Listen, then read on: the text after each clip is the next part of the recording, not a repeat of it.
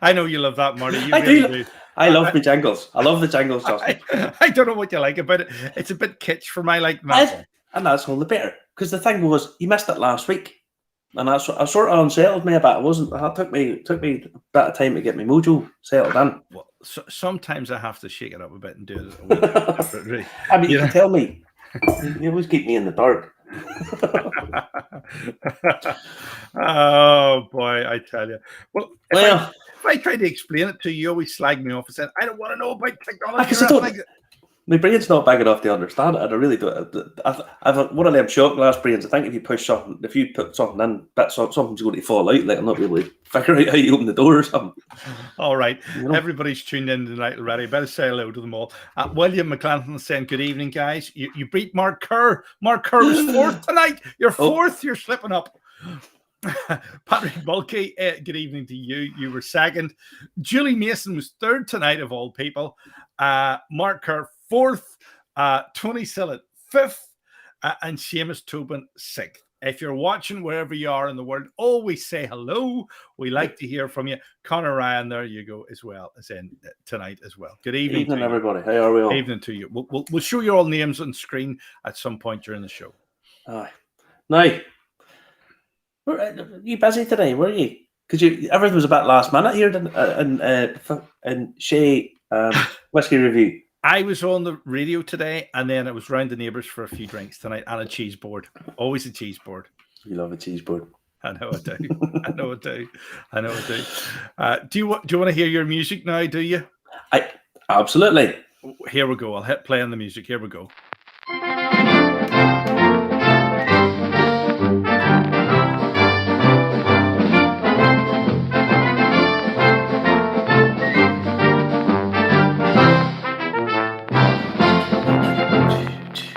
Oh, I love it. I love it, Mark. I do love it. I do. Brilliant. I do. That's brilliant. Now, first tonight we go over a barrel, don't we? Yes. This is our news. Now, I'm going to pour myself. I haven't poured myself a whiskey yet. I haven't actually had a drink. You've been away out drinking it up, and I haven't. I have. So I'm on the water. I'm on water. Look. I'm pour myself a bourbon. You don't normally see me drinking a bourbon, but this is in celebration because we have a couple of bourbony things on here tonight. Now, first up is the news that the Kentucky Bourbon Barrel, which is a subsidiary of the independent Stave Company, is opening a cooperage facility in Ireland, which is much needed. Much needed. Right? Because there's a big shortage, Marty, isn't there? Well, it's just as the industry expands, they're going to need more and more of this thing. I mean, there's Bushmills. We were talking to Lauren the other week, and they're getting a lot of their stuff brought over from Louisville, from the name eludes me just right at the minute. My head's going. So they're getting stuff with the Kelvin coverage. They're getting over from there. That's the sign of COVID. That it's the Kelvin. It's called the Kelvin coverage, isn't it? Kelvin coverage. I just couldn't remember the name. Anyway, now they're going to be opening in County Kildare at Newbridge, which is about an hour west of Dublin. Okay. So this is the local independent Stave Company. Yep. Now, in the press release, Tim Ratliff, the managing partner, says expanding into the European market will benefit our customers on a global level. We plan to build upon our current success, expanding our sales and operational efforts and working with distilleries in Ireland and the UK to meet their supply needs. All these new distilleries, all going to be needing this stuff, all needing new casks. And they have a big cooperage there in Ireland is going to be a massive help to lots and lots of the distilleries opening up, because it just means everyone's handier. You know, you're getting stuff from Kelvin. You've obviously got the distance to worry about, and having. Where does the wood come from for this, Marty? Is it still mostly American oak? Is it? Yeah. Well, I would imagine most of the stuff will be bourbon barrels, so it'll be American oak, but. The thing is, now it's a family-run company. I'll just say that first. Founded by the Boswell family. Now they sell in 40 different countries. Obviously, meet different spirits and wines, primarily. In Europe, they already have 2 cooperages in France, and a Stave Company there too. So they must be using French, European oak. They've got 3 cooperages in Louisville, Kentucky, or 3 cooperages in Kentucky, sorry. So that's why I have 3 bourbon here. One in Missouri, one in Australia. They've even got one in Chile. So this is... is it overdue having one in Ireland then? Well, certainly one on this scale, yeah. I mean, this is a sign of the confidence that a big multinational company like that has in the Irish whiskey industry, that they're opening this facility. And it's just going to make things an awful lot easier for people, for the distilleries, to be honest, because they'll be able to get a big cooperage there, and it's only up the road. Good, fantastic stuff. It is. It's very, very good now. Very good.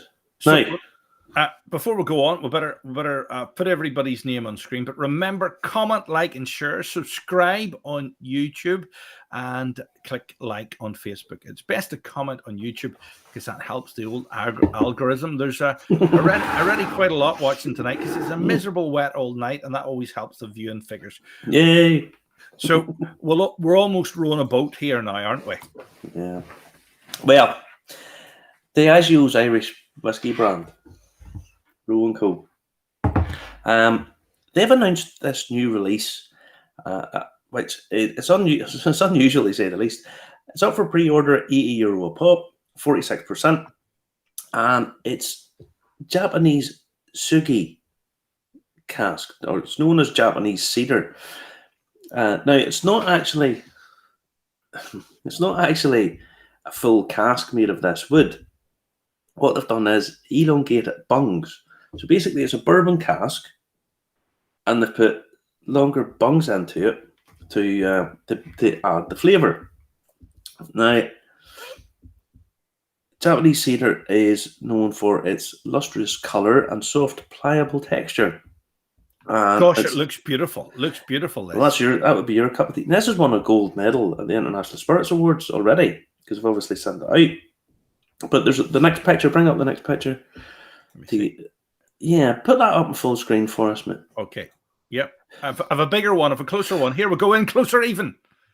There we go. We're in closer. Look at that there. Yeah. So, you see, it's a bourbon cask, and then it's got these elongated bungs put into it to flavour the spirit inside it. Now, sugi wood is seen as a sign of luxury. It's a sort of quoted as very luxurious in Japan. So it's been used for temples and shrines and whatnot. But for a long time, it's been used in the production of sake as well. Wow, that looks fabulous, Marty. Whatever. I don't even understand what's going on there in that barrel exactly. It's a bit hard to work out, isn't it? It's it's these elongated bungs will be put in it, so it'll hold up.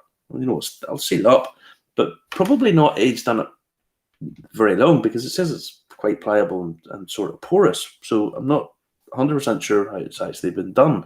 But a toru, which is a sake barrel, it's used for flavouring those. Now, it's said that it gives a sandalwood, pineapple, mint, lychee, and orris root. That's from the tasting notes. Okay. I like lychee. I like lychee. That means it's going to be sweet, doesn't it? Yeah. Well, it's sweet flavors, but orris root, it's licorice. Not so sure about that. Oh no, I like licorice. Do you like aniseed flavored stuff? I do, yeah. I do like aniseed. I'm not a massive fan of fennel, if I'm honest, but I like licorice. So I like aniseed, yeah, on the whole. But no, remember, we've talked about this a few times before. You're going to get loads and loads of this because the Irish technical file allows us to use woods other than oak. You're going to get this because if you add these different styles of woods into the whiskey, you're going to get a different flavour, because we don't have the range of aged spirit from different distilleries yet. So therefore, this is the way that they can differentiate in the market. And obviously, Roe & Co, owned by Diageo, they've all the money. They've more money than Midas, so they can kind of do what they like, Well, listen, it's nice to see some of these unusual Japanese things coming out, isn't it? Because we've had quite a lot of success with the Takamine sort of stuff, haven't we? Well, we certainly did, because we got to taste it. And I really like. I really liked it because it had that nice umami flavor that I like. I say it a million times. Don't have a sweet tooth, so anything that's overly sweet kind of puts me off a little bit. And whenever it's moving the other way, I like that personally. I just think it's better. Like, now, every week we seem to come back to these fungal infected trees, and you're beginning to scare me, actually, Marty. You're beginning to actually frighten me when I look at a tree like that. You've jumped a bit too quick, buddy, because that is one of the Japanese sugi trees. That's a Japanese cedar. Gosh, there's no black in that at all. There's no black in that. That's just the actual. That's just the actual tree. That's a beautiful looking tree. Yeah. Hi. No, they actually, if you get. Because I was doing this here, I sort of Googled into the thing, and you see how ornate they can make those trees. But then again, the Japanese are brilliant on that kind of thing. You know they are. Have you ever tried a bonsai tree in one of those wee domes? I had one once, but the devil's own to look after. They're like wee tiny thing, and it's supposed to become its own ecosystem, and you don't need to do anything. You know. Seamus Tobin's actually asking tonight, "What's your bourbon tonight?" I have the 1792 bourbon, which is actually I like this. I have a few bourbons here because we've got more bourbon-esque things coming up. So if Maker's Mark, Four Roses, Bullet, and if I'm honest, out of all of them, I think the 1792 is the one I like the best. Although I do think Maker's Mark's sexy looking. I do think it's sexy. It is, but more of that later on, actually, maybe. Yeah. So I was almost going to call this Black Lives Matter, but then I thought we'd get Zuckerberg, so I decided. You've got Zuckerberg already this week. I did have Zuckerberg already this week, but who's this guy here anyway? This is George the Poet. What this story is, this is Bushmills have teamed up with Netflix and the London Evening Standard to support the New Stories Festival, which is a 3-day event running from the 24th of September to 26th. The festival sees fresh voices telling stories via the written word, audio, and screen at the London's Picture House Theatre. Okay, Bushmills are sponsoring the Singular Tales part along with George the Poet. So this is George. Now, I've beaten them to it. I did a thing called Poets and Pubs about 15 years ago in the Spaniard in Belfast. So I've done the poetry in pubs 15 years before Bushmills. Brilliant. Just did they sponsor you? No. It was Guerrilla TV, which was for Sky. It was done for. That's who it was done. Now, so George the Poet, George Mapanga, he's a British Peabody Award-winning poet and rapper. He's very accomplished, then, isn't he? Yeah, he is. He's of Ugandan heritage, and if you can go on, he's a rapper. He's a pretty cool guy. You know, he's a cool dude. Now, the whole thing is to reconnect over storytelling and a glass of whiskey. So that's the way they're putting the spin on it, which is a nice thing. I think this is pretty cool. Because it actually ties in with, you say the whiskey's all about the history, don't you? Well, it's all about the story. Well, it's about this. It's why I thought the Boan New Mech thing. I can't understand why people were buying this, snapping this up, because it's all about the story, all about the history, all about that heritage and flavor. Absolutely, flavors vitally important, but it's one bit of the whole thing. It's just one of those. If you've got a really nice story and the background and all of that heritage and history, and and you're right, it's authentic and it's there. It's fabulous. So whenever you're getting that, and Bushmills are sponsoring something a little bit different and a bit sort of hip, There you go. Michael Matthews is saying good evening from Clare Island, also known as Craggy Island, actually. now the Singular Tales thing at the launch event, Bushmills will serve bespoke cocktails. Have we been invited? Have we been invited? No, it's in London. Oh, is it London? Sure, I could open out the private jet and we could go over, couldn't we? No, you could, because they're doing a malt tasting as well. So if you want to get that, if you're over there and you want to book a ticket, it's stories.standard.co.uk is the website you can buy tickets at. Oh, I think I'll look that up and put it up on the screen for you. Yeah. Stories.standard. Let me see if I can bring that up. Oh, yes, it's coming up. Yeah. Oh, yeah. Did you think I was lying? No, but it seemed like a very unusual. But obviously, the Evening Standard and the ex-chancellor have. Well, is he still there? And I'm not sure he's still there. Obviously, they have the power to do websites like that, which are quite impressive, because that's very easy to remember. Have I shared it on screen? Can you see it yet? No, Nope. You can't. Hold on, because somebody was saying that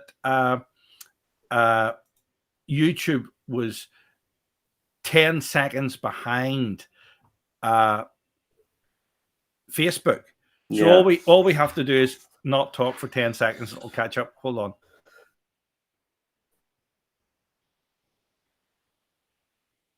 Have we caught up? No, it doesn't work like that, does it? Oh, boy, I tell you. Stranger things have happened tonight. And, Marty, you're back in the room. I think your internet connection's a bit ropey tonight, is it? Yeah. It's just dropped off there a wee bit. Yeah.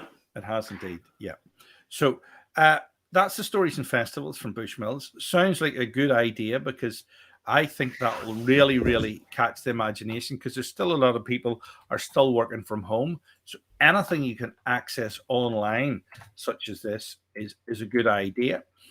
Now, if you're watching tonight, make sure you comment, like, and share. You can follow us on Facebook, subscribe on YouTube. You can watch the repeat on Instagram the next day, and also on LinkedIn as well the next day. I'm just waiting for Marty to log back in again. Remember to comment, like, and share if you're watching, and we can bring your message on screen and keep you up to date. Marty's getting upgraded to Fibrous broadband at some point in the future, way down in Glenarm, but he's still in the ether somewhere, and I'm waiting for him to come back in the room. It's one of those nights where anything can happen in the next half hour. Standing by for us tonight is Ian from Whiskey Bitters, and also Carl from the Whiskey Companion. But I hope I don't have to talk to them on my own, because otherwise you'll discover that I know nothing about whiskey and Marty knows loads. And if you notice, when Marty's there, he's actually got a script in front of him, because he knows exactly what he's going to say, whereas I absolutely haven't got a clue anything about whiskey whatsoever. And luckily, Marty's back and he can save me. Well, I was just talking about your script there, Marty. You see, you try to make out that this is slung together at the last second, but there's a full page of script there in front of you. 2 pages of script, Justin. Yes, I know. Yes. No, I don't know what happened there. The internet just dropped off. These things happen, Justin. These things happen. Now, next up, Edinburgh. Remember last week we were talking about the Black Fungus, the Baudonia compansiensis.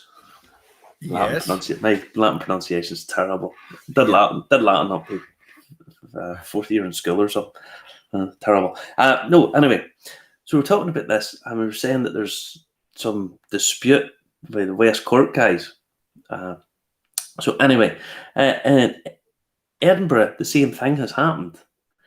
So the Glenturner Distillery has put in an application for 21 new maturation warehouses. Okay, so that's a big thing, right? Big concern. Big thing. There's only a few jobs going to be at this, because naturally, whiskey gets set in, close the doors, let it just sit there, do its own thing for years. But it's an 11-acre site in Starlaw near Bathgate, which is about 15 miles west of Edinburgh. But the locals have kicked off. They've said no, don't want it. Fears of black fungus, etc., etc. Now, I thought you said it was harmless. This is harmless. The extreme. It is harmless, but I mean, what happened was the company said, right, well, I'll tell you what we'll do. We'll widen out the clean-up zone. So if there's any fungus happens in anybody's house, we'll clean it all up and we'll make sure everything's clean all the time. Hold on a minute here. I thought you said it just happened in trees. I thought you didn't say it happened in people's houses. Sure, you seen it last week. You seen it in the anytime you ever go to a whiskey maturation warehouse, you'll see the black fungus growing everywhere. You see it on the trees. Hold on. You mean if I moved to Bushmills, that could happen in my house? No, because they have it far enough away. It only happens when it can eat the alcohol getting out of the air. Now, as you can imagine, if you're down near Bushmills, the sea breeze coming in is going to take it away. Right. It's not going to affect anybody within a bagel's gowl, as we would say, of Bushmills. Now, they said that they would widen the cleanup zone, but one councillor asked, "Can we power wash trees?" I would imagine injecting water into trees mightn't be too good for them, actually. I would imagine that high pressure cleaning. Why you would need to clean down the trees? Because that's harmless black fungus. I think it looks pretty cool, if I'm honest. It looks like the Guinness of trees, you know. We did see it in Bilton's last week, and it looked like Banksy's. That's right, Peter. We did see it on Bilton's. It's all buildings. But it's harmless. It leaves a stain, you know, it's stains. So obviously you don't want it on your house. But if you're any distance away at all, basically a little bit of a breeze, and it's not even the inverse square law. You know, it's not even that distance to gravity and stuff. It's a bit of breeze just blows it all away and dissipates it. But they've decided not to do it. So they're going. I don't know where they're going to store their whiskey. You know. Okay. Now, our next story, we interviewed Rachel Collier from the Kentucky Derby, because you told me off about this, didn't she, Justin? She did. Yeah. Because we're supposed to have said Louisville, like Louisville. Marbles in her mouth. Louisville. Oh, we got told off. We got told off if we're not saying it. So we interviewed her yesterday. So here we go.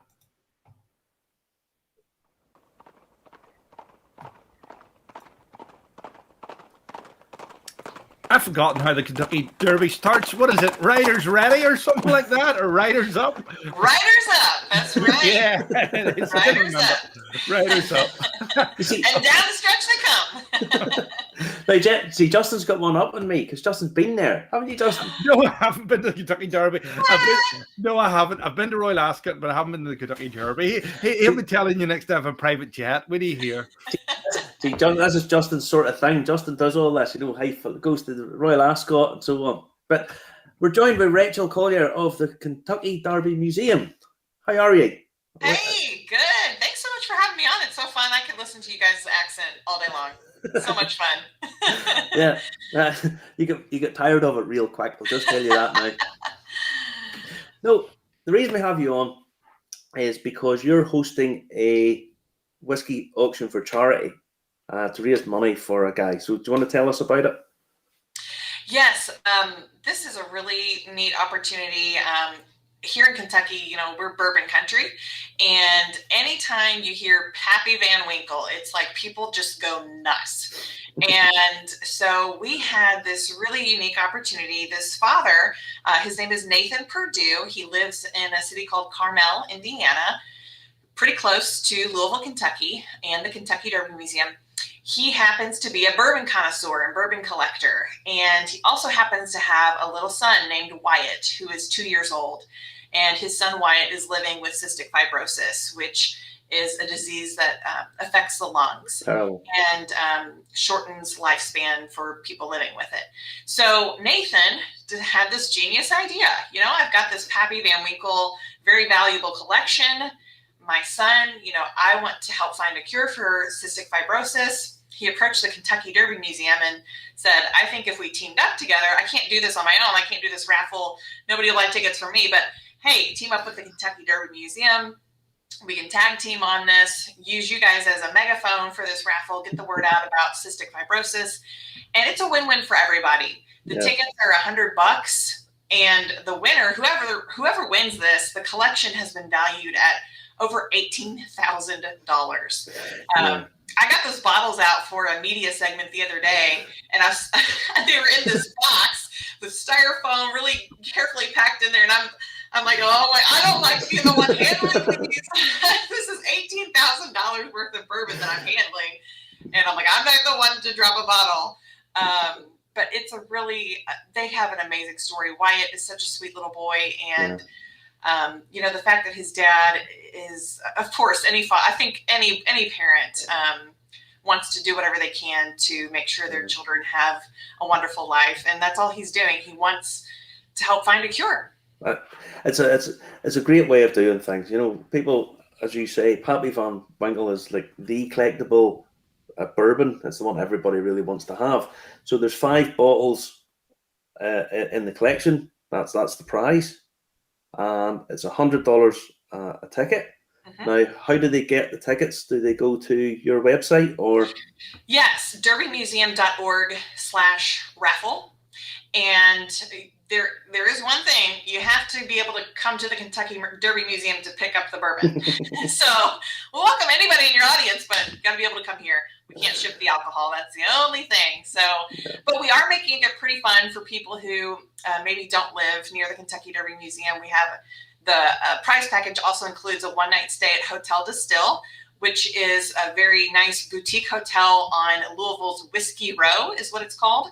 And you also get a VIP Kentucky Derby Museum experience. So if there is a winner from maybe out of the country, you do get a one-night hotel stay, and you also can have a VIP experience here at the Kentucky Derby Museum. And you'll hold the whiskey until such times as that whenever I win it or Justin wins it, because the US don't let us in yet, but you'll hold it for us. You'll keep it safe. I gotta go check the rules, but yes. Well, the thing is, you can't drink it because you're with child at the minute, so yes. It's in safe hands with you. Right, exactly. I know. We were joking on a media segment the other day talking about the bourbon, and I said, the question I want to know, this is like total shame on me. I was born and raised in Louisville. I'm a Louisville girl, Kentucky native, and I am not really a big bourbon person. But I said, I want to know what the bourbon people would do. So I want to ask you guys, what would you do if you won this collection of 5 bottles? Would you drink it? Would you put it on a shelf and show it off? Would you sell it? What would you do? Or would you pick maybe 1 or 2 bottles to try? Well, in the current circumstances, I probably wouldn't do it. I would just keep them for a while just to see what's happening. And as things open up and maybe get some more money coming in, then I might decide to open some of them. That would be a work in progress. We'd leave that to outside external factors is probably what. Well, I would do better than that, Marty. I wouldn't want it to turn into Flake Kate. I would actually donate it back to the cause. Oh, look at that! He's got a big heart. But I would take the free trip to the Kentucky Derby and all the rest of it. Yeah, I would definitely do that. Now, so when is the closing date for this? When's the raffle happening? Or sure. So the raffle is going on right now, and September 23rd, I believe, is the last day. And we'll be drawing a winner live on our Facebook page, Kentucky Derby Museum Facebook page, on the 24th. It's on screen now beneath us. There we go. Excellent. So you go on there, get the buy a raffle ticket. If you win, you can donate it back again. They'll keep the prize for you if you want to go over, and you can't give it back again, like St. Justin down below us would do. I don't know. So, point of note, that's mainland USA only. Yeah. You have to be in continental contiguous 48, lower 48 to do that. Yeah, so you have to be continental US. But no, it's nice. Guy, kid not well, putting his whiskey up to try and find a cure for a horrific disease. So it was nice to get talking to her. So we did an extended interview with her. We did. It was great fun too, actually. We did. We had great fun. She's a good girl. She used to be a news anchor, actually. Yeah, and we were talking to her sort of during the week, and there was a whole family dilemmas and stuff. It was just nice. It was lovely. But that's the Kentucky Derby Museum.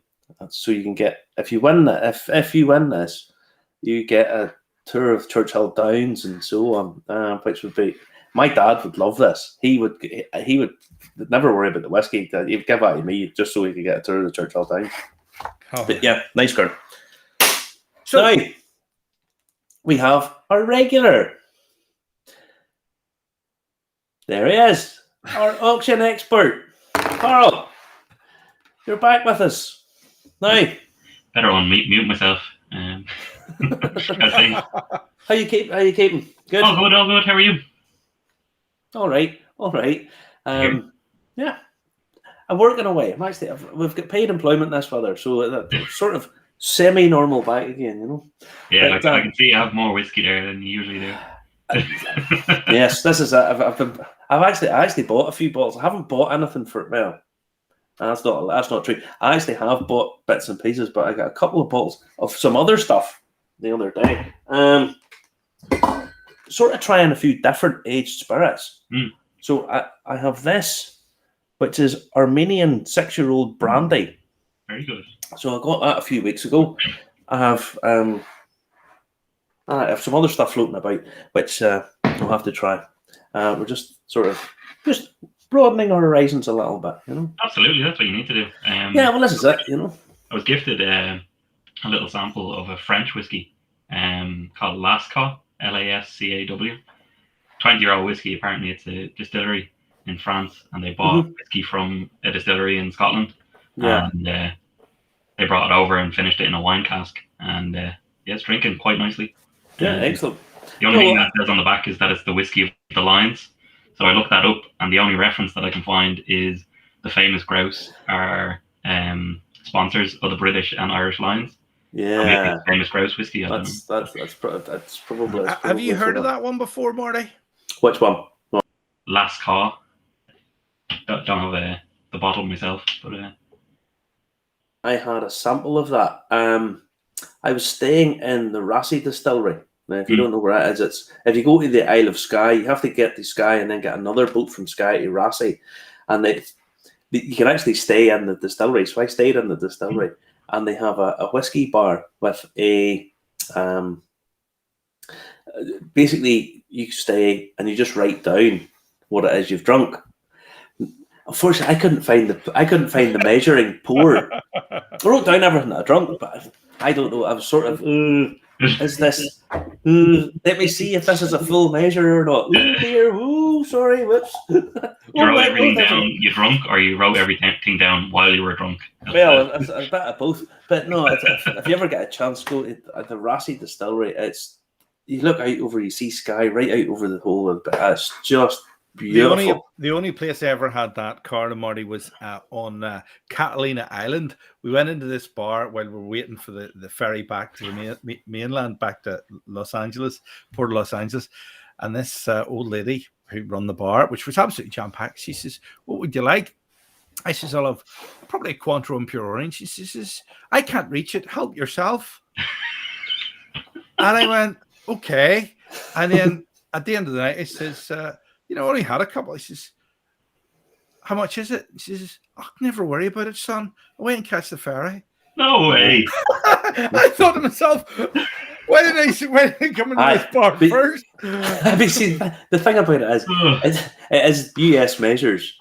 You know, I remember doing a tour with a girl one time, and she said, "Things are a bit different over here. Because you guys just pay for your drinks as you get them. You know, we run up tabs in the States." Nice, yeah, I know. And she says, "Oh, most of the time, whenever I would go out with my girlfriends and stuff, what we do is somebody would just say, 'Oh, tonight's on me,' and they'd hand over the credit card." I just love you done that over here. You take to sell your house because all your mates are drinking. Fuck! Oh, free night, happy days. Let's get. You know, they have 1-2 drinks the whole night. We have about 3-4 drinks every hour. You know. Oh, that's brilliant. Yeah. No. So, what is happening in the whiskey or the auction world?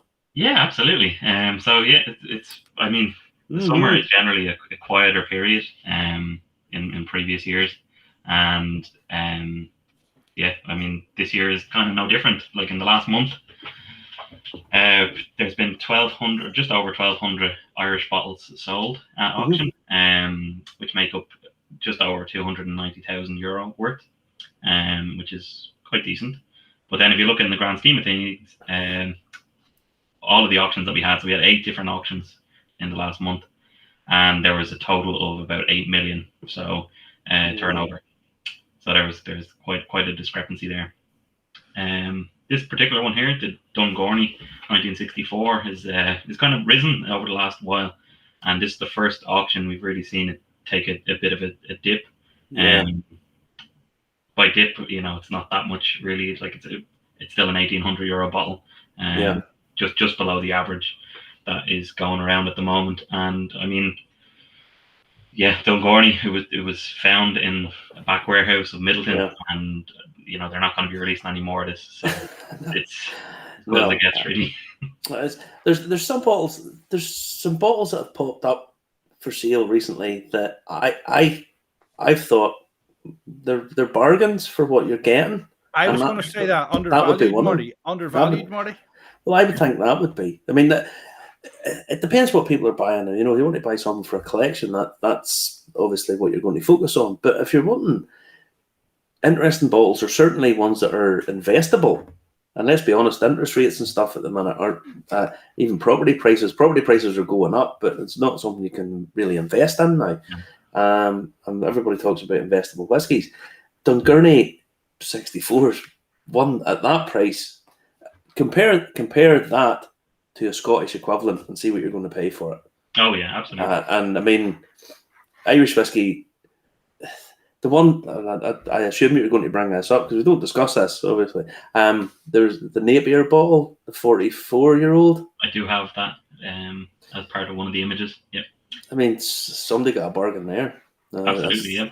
Absolutely. I mean, I'll just put this in context for people. 40-year-old Irish whiskey pretty much doesn't exist. You mean in total in the entire planet, bottles of 40-year-old Irish whiskey, would there even be 1,000? Asks a 40-year-old Irish whiskey. I mean, would there even be 1,000 bottles out there in total? No. You know, and you'd have Middleton, you'd have Bushmills. You have a few getting close. But you have a few of the Cadenhead. I mean, I'm talking about bottles that have actually been released. So you're talking some independent bottlers, the Cadenheads, the Napier. I mean, that's pretty much it. You know, so the only one that's really comparable would be the 38-year-old Tullamore. And that's from Cadenhead. And I mean, yeah, they go for about 2 to 3 grand. And I mean, in years to come, that's just gonna explode, I think. Yeah, I mean, it's one of those things. If people are looking to invest any money, and which a lot of people are thinking of doing, don't be thinking you're going to make vast fortunes of money at your Redbreast 10-year-old cask strengths. No. You'll not make millions and millions of pounds at them. The 40-year-old stuff is so undervalued. It's that, but it's also the price point that you go into it. Mm-hmm. Not necessarily secondary price point, but the price point at retail as well, because you think of it as a pool. You have so many people who can afford, €100 or €200 bottle, €300 bottle, and just put that away for a while. There's a large portion that could afford that. Then you go up to the €1,000 bottles, or €1,500 to 2,000. Then there's a smaller pool, so maybe 10%, and then you go above and beyond and go for the silent distillery for 35 to 40 grand, and there's maybe 1% of people that can actually afford that, and when you try and sell it on. What you mean is Justin? That's what you're trying to say. Well, listen, is there a possibility that you buy something in a couple of £100 range, and in several years' time it's in a couple of thousand, right? And then you sell that and you buy something in a couple of thousand that's then in the tens of thousands, and then there's no market for it. It could definitely happen. Absolutely. Like even looking recently, the likes of the Waterford Pilgrimage, you could buy that in April last year or March last year when they were having their pilgrimage, and it was 150 quid. And in May or April or May when it came out, it was going for €1,000 plus, immediately. Now it's dropped off since. But you could have sold that for €1,000 and then bought something for €1,000. I know some people who traded it for like Dreamcasts. And that registered enough move. Yeah. Like this one is an example of one of those that you could probably buy. You could buy at retail for a decent enough price, but auction sites is the way to go for this particular one. I think it's about 1,850 to 1,900. But it's dipped, Carl. It's dipped. It has. Now, this is a bit of a different one in the sense that Method of Madness is Middleton, so it has the Middleton brand sort of behind it. not fully, because a lot of people, like some people don't know that it's Middleton, but it's a 28-year-old ruby port whiskey, and I think it's single pot still as well, single pot still, and that was 1850 or 1900 retail, and you can pick it up at auction fairly. Like there was one on Whiskey Hammer in the last 2 months, and that was 1400. Now you have to add in the fees and all that sort of stuff, but you'd still get that for 1650 thereabouts, and that's being drunk by people. I've heard so many people say that it's one of their favorite Irish whiskies.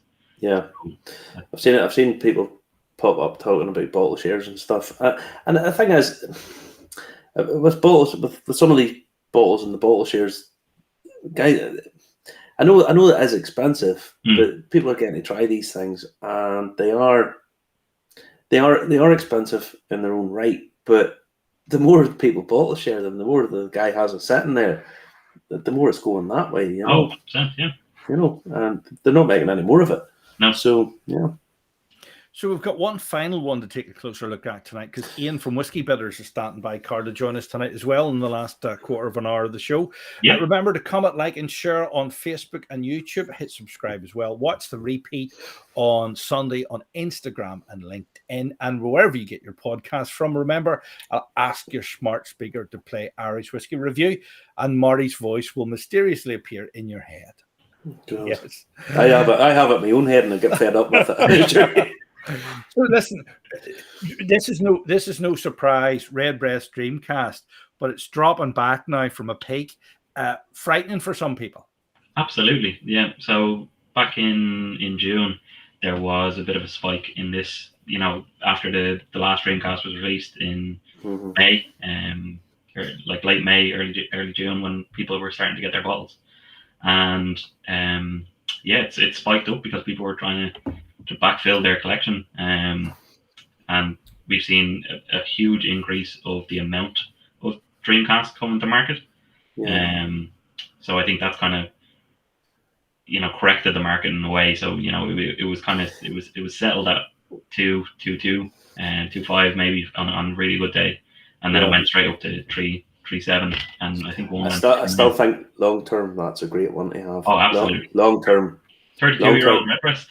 I think long term, that, and I'm being serious, I think it's one of those ones in sort of 10, 15 years time, you're talking a €10,000 bottle, £10,000 bottle.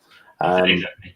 And that's what it'll be. It is, and it's the likes of these bottles, the legacy bottles, the collectibles, the high age statements, when the likes of the Scotch the Scotch investors and the Japanese investors, American investors, the big whales who are currently bidding 20, 30, 40,000 week in, week out on UK auction sites. They start seeing these and actually trying to collect them. That's when these will just skyrocket. Yeah, I can see that happening.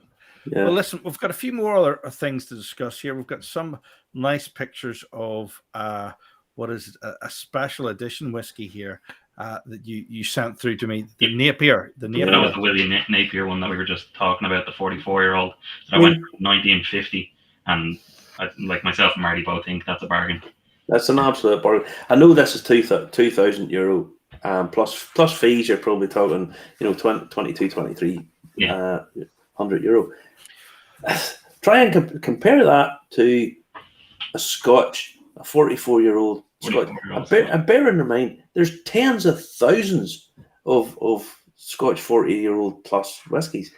You're probably I don't doubt there's any more than about 1,000 bottles of 40-year-old Irish whiskey about. Well, Ian from the Whiskey Bitters is joined us. What do you think of that, Ian? Ian, you're on mute, my friend. Well, you guys muted me. I didn't. That was Justin. Blame Justin. Right. Hey, Ian, what do you think of 40-year-old? What do you think of 40-year-old Irish whiskies?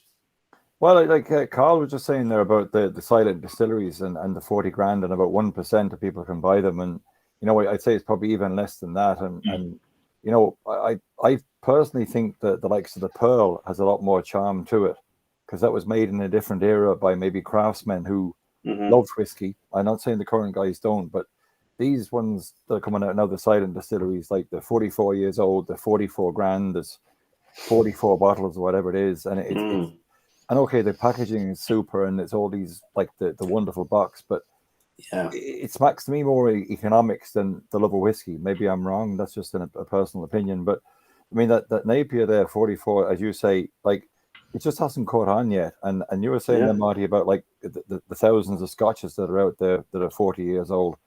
Irish is catching up and has been catching up for years. And like 15, 20 years ago, there was 4 distilleries. Now there's 34, 36. Yeah. And Irish whiskey has yet to come of age, if you That's want. It.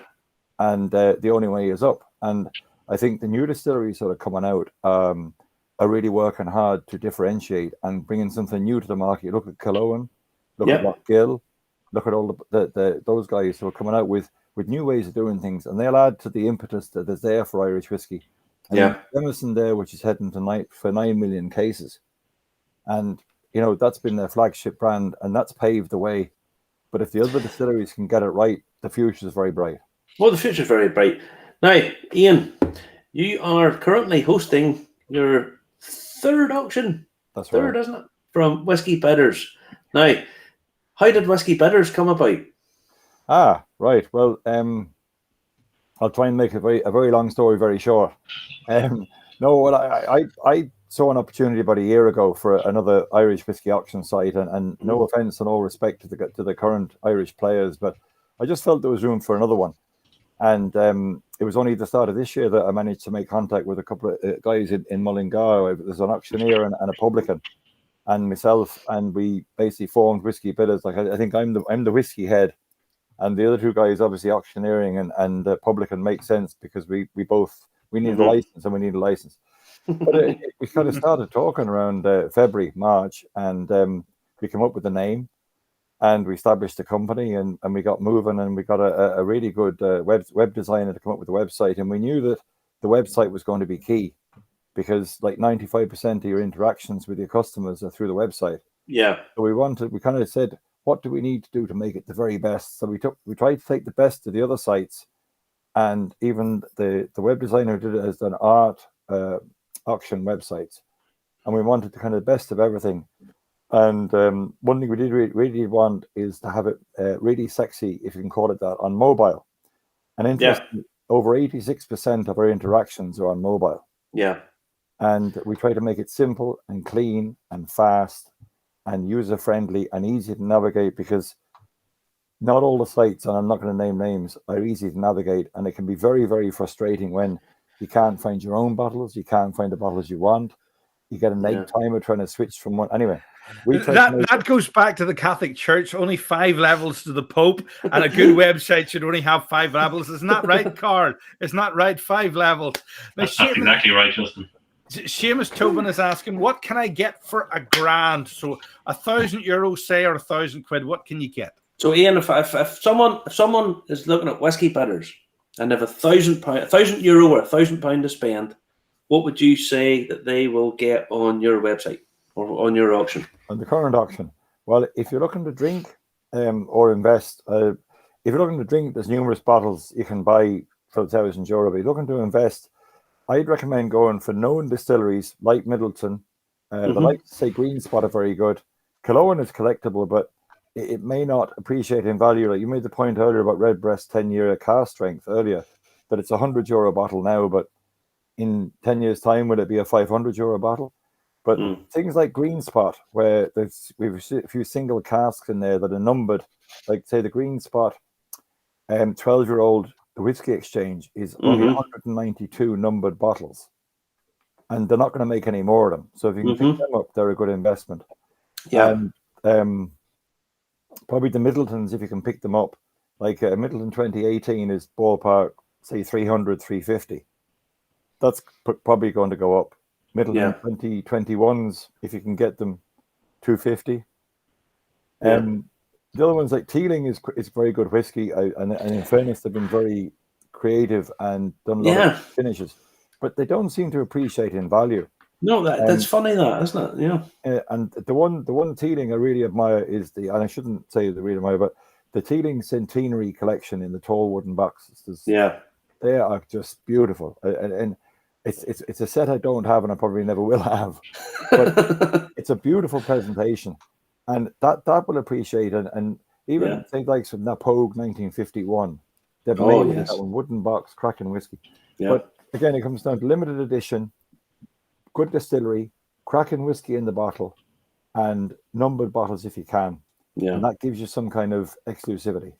Now, you're currently in your auction.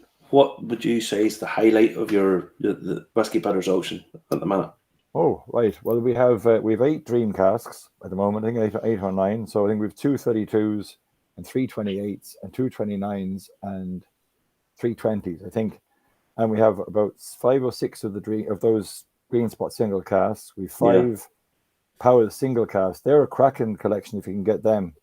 And again, I mean, I think there's only 26. Carl can correct me there. I think there's about 26 or 7 of those Power single casks.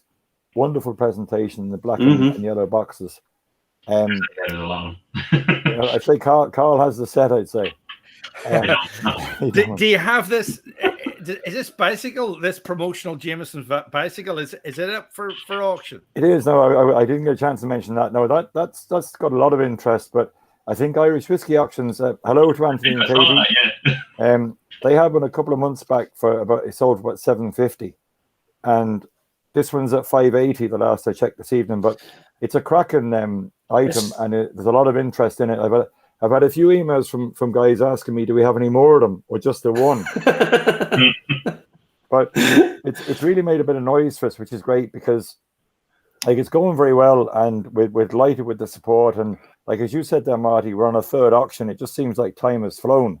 Yeah, but it's going great, and you know I mean we're trying to make our space in the market. Like there's 14.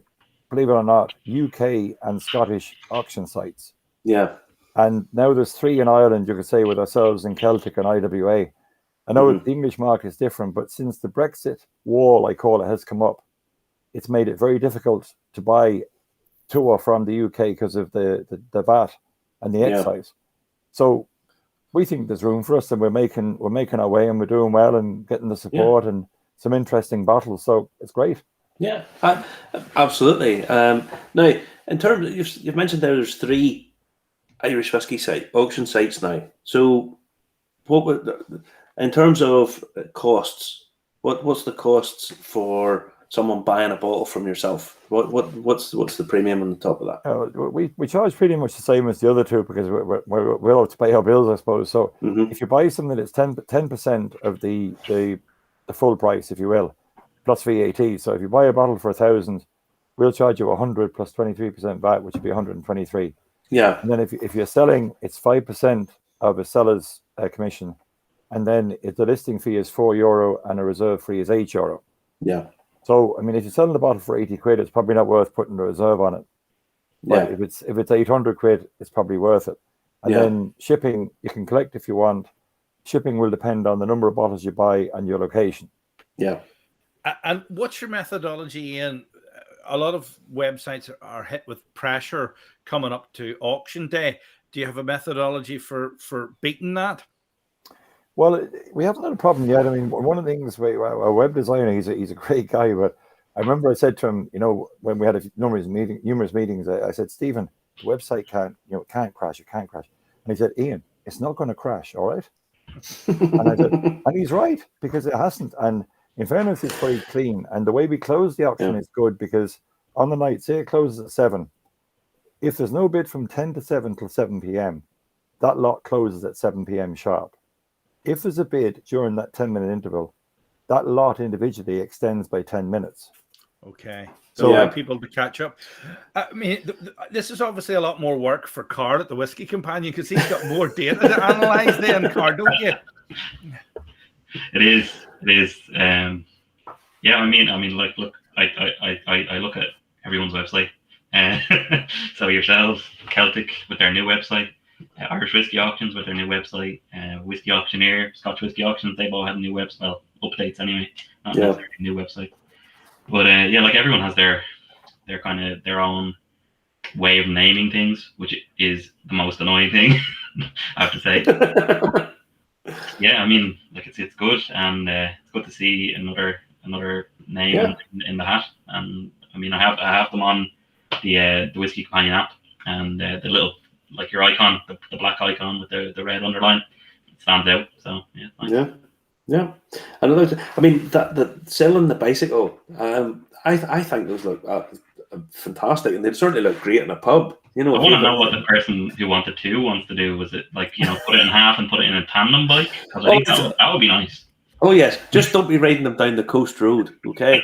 Because the wee coast road, the North Antrim coast road, Justin will back me up on this. When I'm doing a coach tour, right, and I've cyclists in front of me, what happens is you've got the mammals, and you've all the guys with their lycra buttocks in your face for mile after mile because they won't let you past. So don't be buying a Jameson bike and riding it down the coast road, please. And never try to ride a tandem uphill, because tandems does not go uphill easier than a single person bicycle. Well, get an electric bike for going uphill. Trust me in that. We've had a bit of a conversation about how we're going to ship it, and we're kind of hoping someone local buys it. Because if it's somebody, well, God willing, in America, I don't know how we're going to. It's going to be a monstrous month. But interestingly, we're going to start doing memorabilia from our next auction, and the bike has kind of opened the door for that. Like initially, we said let's just do bottles, get our systems up and running, make sure everything's smooth. So from our September auction onwards, we're going to be doing memorabilia, so glasses or plinths or whatever it might be, and hopefully that'll bring a bit more depth to the auction. But it's great, no complaints so far, and it's had its moments when I've said, Jesus, what are we at? But it's working, so don't knock it. No, I mean, I have to say, I've looked over the site and stuff, and I've done stuff through it, and the site does really work well. I find a lot, as Carl brought up there, the different names that they put on stuff means the search facility sometimes it's quite tricky at times. There's certain parameters you'd like to have a look at. I'd love to be able to go to the likes of Whiskey Auctioneer and just look for 40-year plus Irish whiskey bottles, and bring them up. That's quite, and it doesn't do that. Well, you can do that. You can do that on ours. You can do that in yours. Even if you put in a text thread, if you will, on the search pattern, say you put in RARE 2020, it'll only find Middleton Very Rare 2020. Mm-hmm. But if you put it, it'll work on whatever text string you put in. Yeah. So that kind of helps. So you can be a little bit kind of clever and say, if you want to pick not just one particular product, but a range of products. If you're clever with your text string, it'll find them. Yeah. I'd be honest with you. I think Whiskey Bitters search is as good as any of them that I've ever used, and that's the truth. It is. Some of them don't do the way I would do it. Well, that all depends on how the database is set up in the first place, Marty, and obviously Ian's in your database, so it's easier for him to come out with something that can search for everything more comprehensively. Yeah. No, well, in terms of bottlings, what do you like to collect? What do you like to collect yourself, Ian? Well, I'm a big Green Spot fan, as you probably maybe don't know, but I have the Green Spot set, if you want to call it, all the single casks and the Millennium 12, Millennium 10. I just think they're classic bottles. Yeah. I don't have as much Middleton as people think I have, because I'm known as the Middleton midwife because I always deliver. But that was my nickname at one stage. But I would love to have held on to more Middletons, but I just couldn't afford to keep them. Yeah. One thing about Green Spot is that allegedly back in the day, Old Man Mitchell and John Jameson shook hands on a deal that Mitchell's would bottle all the spots. And there was no paperwork. There was no lawyers involved. It was a handshake. No. And that was the day, and I'm saying don't have honor now, but these were gentlemen who shook hands, and that was it. And ever since then, Mitchell's have bottled the spots or sold the spots for them. Yeah. I think that's great. And it's tradition, and it's honor, and it's something that, you should respect. But I think with the Green Spots, I love the packaging, the green and the white and the boxes and the labels. And I like the way they've done these single cask partnerships with the likes of Revolution Bar and Waterford and the Palace Bar and the Whiskey Exchange. And it's given them a chance to get their whiskies out there and kind of publicize what they have. Yeah. Apart from that, again, I like the Teeling Centenary. Big fan of Teeling. 51. And what was the other one I like? It'll come to me. but I kind of picked little ones from each different one. But I'd love to have kept more than I have, but to be honest, I had to sell some of my collection to whiskey bitters. So well, it was the right time to sell. Basically, is what you're saying. Ian. There's a time to hold and a time to sell. The thing is, you can't collect everything. No. You know what I mean? You just can't. Yeah. At some point, you have to say, "This is the one that looks like it for me." You know. Well, my wife is a non-believer, so that doesn't help. Oh right, okay. All right. I hope she isn't watching the other room. The funny thing is, it's the blue spot. Obviously, we have metrics from people that watch things on YouTube, and Marty's review of the blue spot surpassed all the other reviews you did, Marty. We never really got to the bottom of why that went so ballistic. Because I think I was probably the first person in the world to review the blue spot. I think with a lot of the new releases, people get so excited, and every single time one of these comes out, there's people taste these, and it's maybe the first time they've ever tasted that range, and they get it, and it's like, oh my God, this is fabulous! It's fantastic! It's fantastic! I thought the blue spot was okay. I didn't think it's as good as yellow spot. I think yellow spot's the best of the range, if I'm honest. But it's always down to personal choice. I just think yellow spot's the best of the lot. But you have all these people get very excited initially, and you just tell them, listen, try one of the green spot. You know, there's some of the other stuff's better than this, and the cask strength and all. I think there's a lot of it. Sorry, I found the blue spot quite strong. It didn't agree with me. See, that's it. There's the whole cask strength crusade stuff is all right up to a point, but then it moves over into the macho bullshitty range. If I'm totally honest, it becomes, there's no whiskey in the world is good at 63%. Just isn't. It needs loads of water. Did you pay the royalty now for using the cask strength crusade? Have you? No, I haven't. There's a comma. There's a comma in there, Card. If this is down in dictation, put a comma in the cask strength crusade. There you go. Comma cask strength. Loophole. Yes. So don't be sending out any solicitors. Send them to Justin. Justin can afford the laws. Zuckerberg's got him a couple of times already. But no, I enjoyed the blue spot though. I thought it was really nice. Now it did open up a bit more with a bit of water in it, but it does. I liked it, but it killed me. Yeah. I just think there's better in the range. I think off the shelf for the same price though, for €8. Yellow spots. Yeah, but I think off the shelf, yellow spot's a better drink, and that's just my own opinion on it.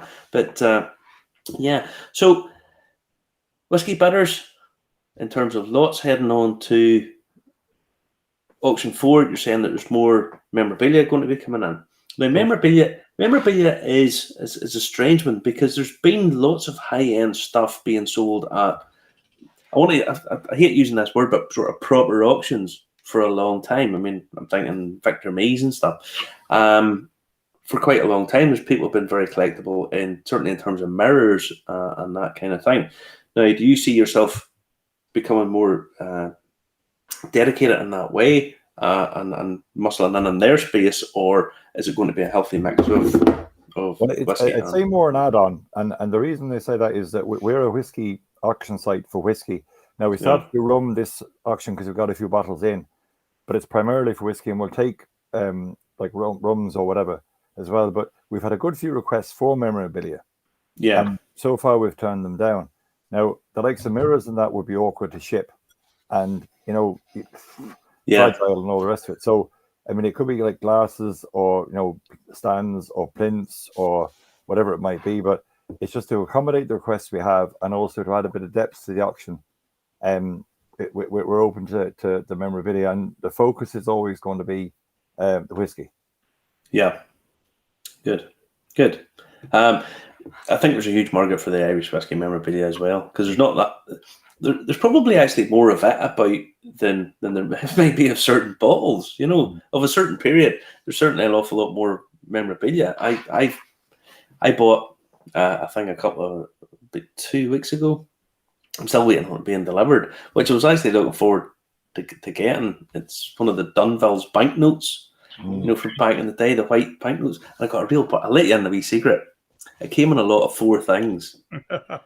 So the Dunville's banknote was the one that was after, but there was 3 other things came with it because they're framed, and the other 3 things were 3 Lady Lavery Irish banknotes. So a 50, 20, and a 10 banknote. I paid 50 quid for the whole lot, and the Lady Lavery's worth 150. The Lady Lavery £150 notes worth 150 by itself. So nice yes. win. So yeah, you mentioned the likes of Victor Meade there, Marty. Like those auctions charge like 27% buyer's premium. Yeah, and more if you're not in the room. Like it's bananas. Yeah, we charge like 10%, and like I've seen auctions even like gone online, and you're looking at a bottle, and say the bottle is 600 quid, and it seems like say you're looking to buy it, and then you do the maths and you go, hold on, I'm heading for 900 quid here. Exactly. And you stop in your tracks and say it's not a runner. And they have the business. And in fairness to a physical auction like that, they have a lot of manual labor needed to move the lots around, and I accept that, and that's fine. But 27% plus VAT, heads into money very, very quickly. It is. You're very centrally based, Ian. People can pick up and drop off easily with you, can they?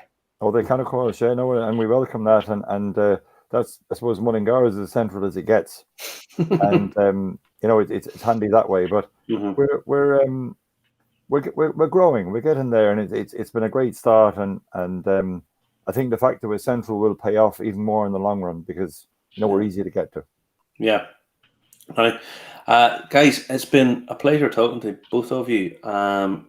Whiskey Bitters, when does the auction finish? Sunday, tomorrow week, Sunday. So tomorrow week. So go on, have a look at what's on offer. Remember, it's only 10%. It's not a live auction where you have to pay 25%, whatever it is. Some of them charge. Guys, Ian, thank you very much. Carl, as always. Absolute pleasure. You keep scoring the stats for us, and keep me abreast of any bargains that's coming up. Don't be telling Justin. Justin's enough money. All right. Good night, everybody. Ian, Carl, Marty, catch you again soon. Remember to watch the repeat on Instagram and LinkedIn tomorrow. Thanks. All right, guys. And remember, ask your smart speaker to play Irish Whiskey Review. And if you like to support us, you can go to Buy Me a Coffee at Irish Whiskey. Good night. Cheers, guys.